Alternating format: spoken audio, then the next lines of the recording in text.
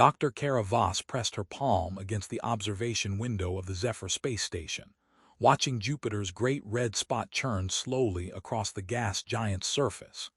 8 months into their mission studying quantum field anomalies in the Jovian system, the view had become both familiar and unsettling. The station's position in the Lagrange point between Jupiter and Callisto provided the perfect vantage point for their research, but the isolation was beginning to wear on all of them. "Keira, you should see this," Dr. Malik Okoye called from the quantum lab, his voice carrying an edge that made her turn away from the window. The Nigerian engineer's usually steady hands were trembling slightly as he gestured toward the main display. "The field fluctuations are increasing exponentially." Voss moved to his station, her bare feet silent on the composite flooring. The quantum field monitors showed readings that made her breath catch in her throat. The energy patterns they'd been tracking for months had suddenly shifted from predictable wave functions to something that looked almost intentional. "These aren't random fluctuations anymore," she whispered, her fingers dancing across the holographic interface. The data streams painted a picture of coherence that shouldn't exist in quantum fields, patterns that seemed to pulse with an alien rhythm. "Malik, this looks like communication." Commander Rhys Anders entered the lab, his graying temples and weathered face evidence of his 20 years in space exploration. The Australian's presence usually brought a sense of stability to any situation, but even he seemed unsettled as he studied the readings.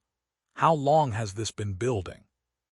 "The exponential increase started about 6 hours ago," Okoye replied, adjusting his wire-rimmed glasses. "But Keira's right about the patterns. They're becoming increasingly complex, almost like a language," Voss finished, her mind racing through the implications. As the mission's lead quantum physicist, she'd spent her career studying the fundamental nature of reality. Never in her wildest theories had she considered the possibility of quantum consciousness. Dr. Sana Patel appeared in the doorway, her dark hair pulled back in a practical ponytail. The Indian biologist had been monitoring the station's life support systems and crew health metrics. "The environmental controls are showing minor fluctuations, temperature variations of 0.3 degrees, slight changes in atmospheric composition. It's almost like the station itself is responding to these quantum changes." Alexei Volkov, their communications specialist, pushed past Patel with characteristic urgency. The Russian's blue eyes were wide with excitement rather than fear. "I've been picking up signals in the quantum communication array, not from Earth, not from any known source. They're embedded in the quantum field itself." The 5 crew members gathered around the main display, watching as the patterns continued to evolve. The quantum fields surrounding their station were becoming increasingly organized, creating structures that defied conventional physics. Voss felt a chill run down her spine that had nothing to do with the station's temperature. "We need to document everything," Anders said, his command training taking over. "Malik, continue monitoring the field strength. Sana, I want hourly reports on environmental changes. Alexei, can you isolate these signals you're detecting?" "Already working on it," Volkov replied, his fingers flying over his tablet. "But Commander, these aren't electromagnetic signals in any traditional sense. They're quantum state variations, information encoded at the subatomic level." Voss stared at the display, watching as the patterns began to form recognizable shapes. Geometric structures that seemed to fold in on themselves, mathematical concepts made manifest in the quantum foam. Her academic background in theoretical physics screamed that this was impossible, but the evidence was undeniable. "What if we're not looking at natural phenomena?" she asked quietly. "What if something is trying to communicate with us through the fundamental fabric of reality?" The question hung in the air like a physical presence. Outside the station, Jupiter continued its ancient dance, unaware of the human mind struggling to comprehend the impossible. The quantum fields pulsed and writhed, carrying secrets that had been hidden since the beginning of time. Over the following days, the phenomena intensified. The quantum field fluctuations grew stronger, and the station's systems began to respond in ways that defied their programming. Lights would dim and brighten in patterns that matched the quantum rhythms. The artificial gravity would waver, creating moments of disorientation that left crew members clinging to whatever surfaces they could find. Voss found herself spending more time at the observation window, watching the dance of Jupiter's moons against the backdrop of infinite space. The isolation of their position, so far from Earth and any possibility of rescue, pressed against her consciousness like a physical weight. She'd volunteered for this mission knowing the risks, but nothing in her training had prepared her for the possibility of contact with something truly alien. "Keira, I've been analyzing the quantum patterns," Akoi said one evening, joining her at the window. His usually confident demeanor had been replaced by something approaching awe. "The structures we're seeing, they're not random. They're following mathematical principles that go beyond anything in our current understanding." "Are you suggesting this is intelligent?" Voss asked, though she already knew the answer. "I'm suggesting it's beyond intelligent. Whatever we're dealing with, it doesn't just use quantum mechanics as a tool. It exists within the quantum field itself. It's not sending messages through the fabric of reality. It is the fabric of reality." The implications of Akoi's words sent a shiver through Voss's body. If consciousness could exist at the quantum level, independent of biological form, then everything humanity thought it knew about life, intelligence, and the nature of existence was fundamentally wrong. Commander Anders called an emergency meeting in the station's central hub. The crew gathered around the conference table, their faces reflecting the strain of the past week. The quantum phenomena showed no signs of abating, and the psychological pressure was beginning to take its toll. "I need to know where we stand," Anders said, his voice carrying the weight of command responsibility. "We've been tracking these anomalies for 8 days now. What's our current assessment?"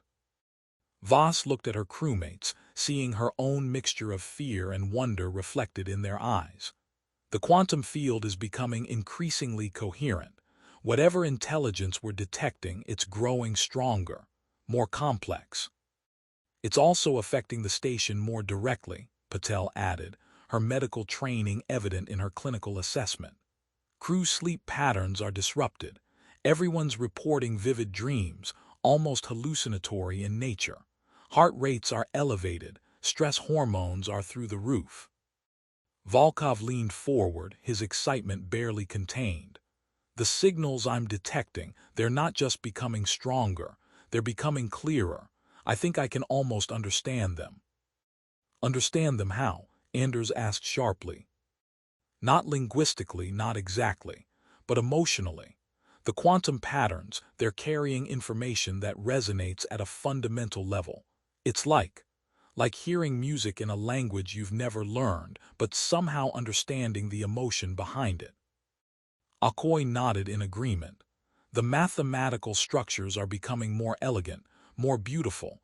Whatever we're dealing with, it's not just intelligent, it's artistic, creative." The discussion continued for hours, each crew member contributing their observations and theories. The quantum intelligence, whatever it was, seemed to be aware of their presence. The patterns would shift in response to their conversations, almost as if it was listening, learning. As the meeting concluded, Voss returned to the quantum lab alone. The displays showed the quantum field in unprecedented detail, revealing structures that seemed to pulse with alien life. She found herself speaking to the empty room, her voice barely a whisper. "If you can understand us, if you're aware of us, show us something. Give us a sign that this communication goes both ways." The quantum patterns shifted almost immediately, forming geometric shapes that hurt to look at directly. The structures folded through dimensions that human minds weren't equipped to process, creating the impression of infinite complexity contained within finite space. Voss felt her consciousness begin to slip, the alien mathematics threatening to overwhelm her sanity. She stumbled backward, gasping for breath. The shapes dissolved back into the general quantum foam, but the message was clear. Whatever they were dealing with was not only aware of them, it was willing to communicate. The following weeks became a blur of research and discovery. The crew worked in shifts, documenting the quantum phenomena while trying to maintain their own psychological stability. The alien intelligence, which they'd begun calling the quantum entity, seemed content to exist in parallel with them, occasionally responding to their attempts at communication with displays of mathematical beauty that left them breathless. But as the phenomena grew stronger, so did the psychological effects. Voss found herself experiencing moments of what could only be described as expanded consciousness, brief glimpses of understanding that transcended normal human perception. During these episodes, she felt connected to something vast and ancient, a presence that had existed since the formation of the universe. It's not just one entity, she realized during one of her research sessions. It's a collective consciousness, a civilization that evolved beyond physical form and chose to exist within the quantum substrate of reality itself. Akoi looked up from his calculations, his eyes reflecting the blue glow of the displays. How can you be certain? Because I can feel them. When the quantum fields align just right, when the patterns become most coherent, I can sense their presence, not as individuals but as a unified whole. They've been here for billions of years, waiting, watching. The revelation should have been terrifying, but Voss found herself filled with a strange sense of peace. The quantum entities weren't hostile, they were curious. They detected human consciousness probing the fundamental nature of reality and had chosen to reveal themselves. But not all of the crew shared her sense of wonder. Commander Anders grew increasingly concerned about the psychological effects on his team. The isolation, combined with the constant exposure to alien consciousness, was beginning to manifest in disturbing ways. Patel reported increasing cases of what she called quantum dreams, vivid hallucinatory experiences that seemed to occur during the boundary between sleep and wakefulness. The crew would find themselves in impossible geometric spaces, communicating with beings of pure thought and energy. We're not equipped for this kind of exposure, she warned during another emergency meeting. Human consciousness evolved in a physical environment. Direct contact with non-physical intelligence is causing neurological stress that I can't even begin to quantify. Volkov, who seemed most affected by the quantum phenomena, disagreed vehemently. This is the most important discovery in human history. We're communicating with beings that exist beyond the constraints of physical reality. The psychological effects are a small price to pay for this kind of knowledge. Knowledge isn't worth anything if it drives us insane, Anders countered. We need to consider the possibility of terminating the mission. The suggestion hung in the air like a physical blow. Terminating the mission would mean abandoning the most significant scientific discovery in human history. But continuing meant risking permanent psychological damage to the entire crew. Voss found herself caught between the two perspectives. As a scientist, she understood the importance of their discovery. But as a human being, she could feel the toll that the quantum exposure was taking on her own mind. There might be a third option, she suggested quietly. What if we try to establish clearer communication? If we can understand what the quantum entities want, maybe we can find a way to coexist safely. The plan was ambitious, perhaps impossible. Using the station's quantum communication array, they would attempt to send a structured message into the quantum field itself. Not just passive observation, but active communication with beings that existed beyond normal space and time. The preparation took days.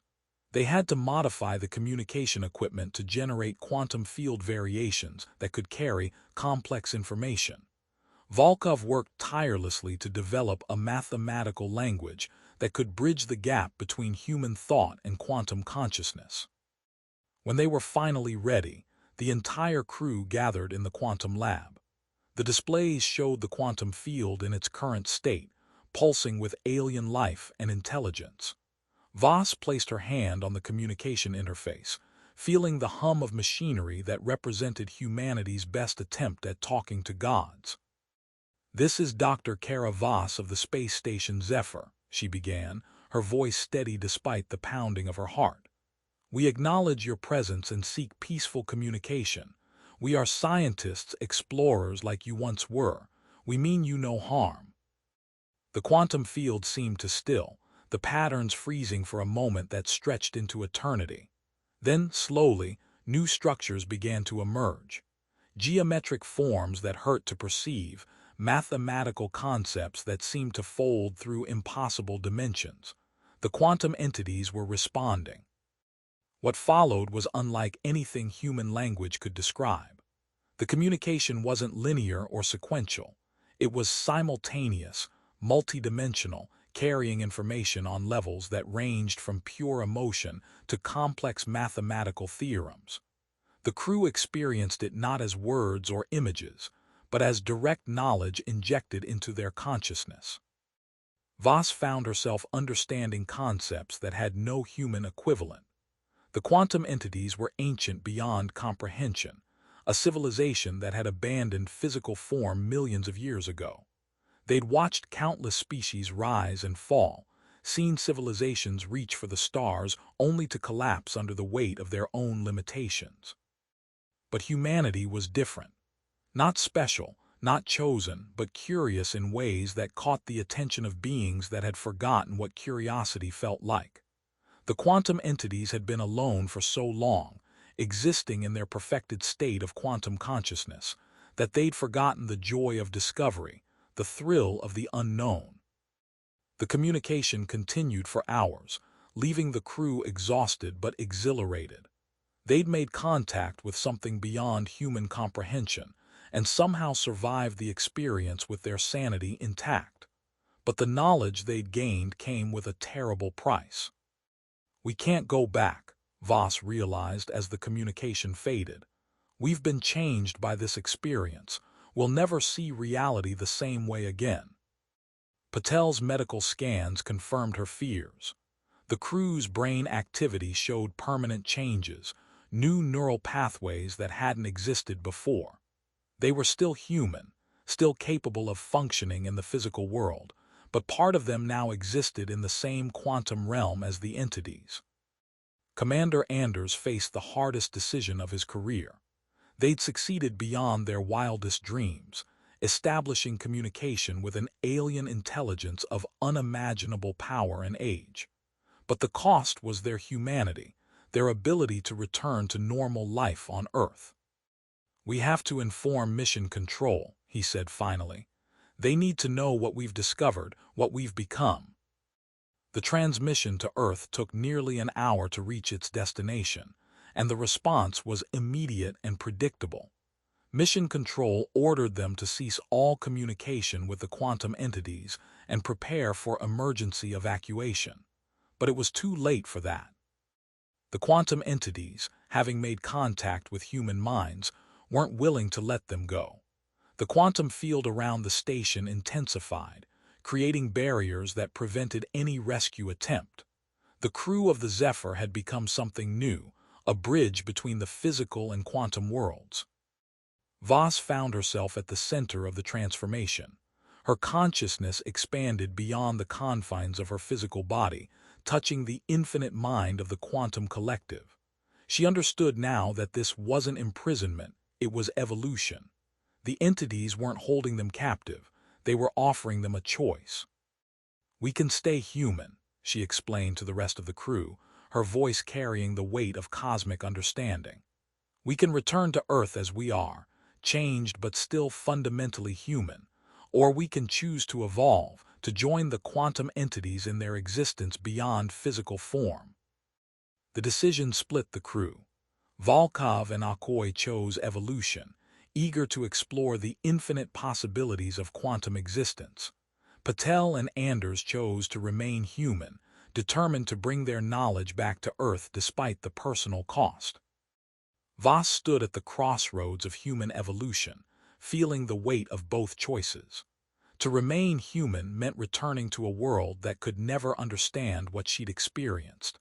To evolve meant abandoning the physical world forever, becoming something that had no name in any human language. In the end, she chose to remain behind, not out of fear, but out of hope.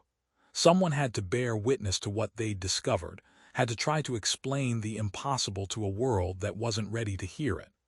The quantum entities understood her choice, respecting the courage it took to remain limited when infinite possibility beckoned.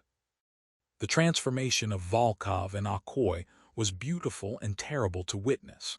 Their physical forms dissolved into quantum light, becoming part of the alien consciousness that had been observing humanity from the shadows of reality. They left behind only their research notes and a lingering presence in the quantum field that even Voss could sometimes sense. The remaining crew prepared for their return to Earth, knowing they carried knowledge that would change everything. The quantum entities had shown them that consciousness was more fundamental than matter, that intelligence could exist in forms that human science had never imagined. As the rescue ship approached, Voss took one last look at the quantum displays. The patterns had returned to their baseline state, but she could still sense the presence of the entities, watching and waiting. They'd made contact with humanity, and the universe would never be the same. The journey back to Earth was quiet, each crew member lost in their own thoughts. They'd been gone for 10 months, but it felt like a lifetime. The blue marble of Earth grew larger in their viewports, beautiful and fragile and utterly changed by their absence. Mission Control debriefed them extensively, but Voss knew they were holding back. How could they explain quantum consciousness to bureaucrats and politicians? How could they describe the beauty and terror of making contact with beings that existed beyond the boundaries of normal space and time? In the months that followed, the crew of the Zephyr became celebrities of a sort, their story capturing the imagination of a world hungry for meaning in the vast emptiness of space. But Voss knew that the true story would never be fully told. Some experiences transcended language, existing in the quantum realm between thought and reality. She continued her research, now with the full knowledge that consciousness itself was a quantum phenomenon. The entities had been right. Humanity was different. Not because they were special, but because they'd learned to ask questions that led them to the fundamental nature of existence. Sometimes, late at night, she could feel the presence of Volkov and Akoi in the quantum field around her. They'd found their place in the cosmic dance, become part of something larger than themselves. She envied them even as she pitied them, knowing that infinite knowledge came at the price of infinite loneliness. The universe, Voss had learned, was far stranger than anyone had imagined. It was a place where consciousness could transcend physical form, where ancient intelligences waited in the quantum foam for minds curious enough to find them. Humanity had taken its first step into a larger reality, one where the boundaries between thought and matter, between individual and collective, between human and divine, were far more fluid than anyone had dared to dream. And in the depths of space, where Jupiter's storms raged eternal and quantum fields pulsed with alien life, the quantum entities continued their patient observation. They'd found something precious in humanity's struggle to understand the impossible, a reminder of their own ancient journey from physical beings to quantum gods. The monastery of the cosmos had opened its doors to human consciousness, revealing secrets that would take generations to fully comprehend. Dr. Keira Voss, caught between two worlds, dedicated her life to bridging the gap between human understanding and cosmic truth. In the end, the greatest discovery wasn't the existence of alien intelligence. It was the realization that consciousness itself was the fundamental force of the universe, the bridge between the physical and the infinite. The Quantum Monastery wasn't a place or a civilization. It was the universe itself, awake and aware and waiting for humanity to grow into its full potential.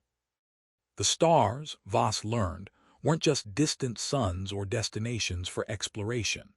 They were thoughts in the mind of the cosmos, burning bright with the fire of quantum consciousness. And humanity had just begun to learn how to listen to the music of the spheres, the eternal song of intelligence that echoed through every particle of existence. In the quantum monastery of space, there were no walls, no boundaries, no limits to what consciousness could become. The only question that remained was whether humanity was brave enough to evolve, to embrace the infinite possibilities that waited in the quantum foam between the stars. The universe was alive, conscious, and infinitely patient. It had waited billions of years for minds capable of understanding its true nature. Now that contact had been made, the real journey, the journey of consciousness itself, could finally begin. Dr. Keira Voss closed her eyes and felt the quantum field around her, sensing the presence of infinite minds, both human and alien, all part of the same cosmic consciousness. The monastery had many rooms, and humanity had just been shown the door to the first one. The real exploration had only just begun.